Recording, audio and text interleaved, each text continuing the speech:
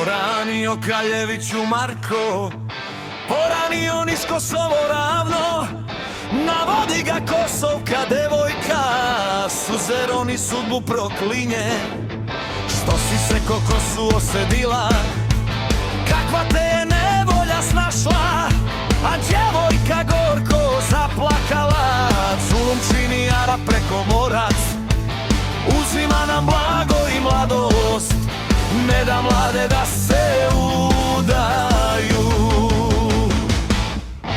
Oj Kosovo, polje tužno, ko će zulum da sruši, dok je Marka i njegove sablje, pravda neće da se guši.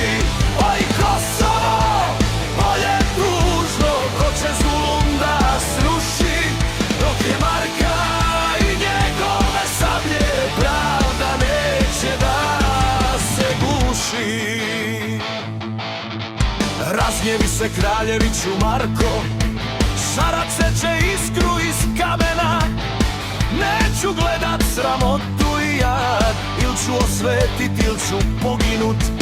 Dođe Marko pred šator Arapa, na svadbarinu riječ okrene, al kad Arap pustovan potegnu, Marko njime medan završi. Oj Kosovo, polje tužno, ko će zulum da sruši, jedan Marko, jedna sablja, al pravda se njom sluši. Oj Kosovo, polje tužno, ko će zulum da sruši, jedan Marko, jedna sablja, al pravda se njom služi.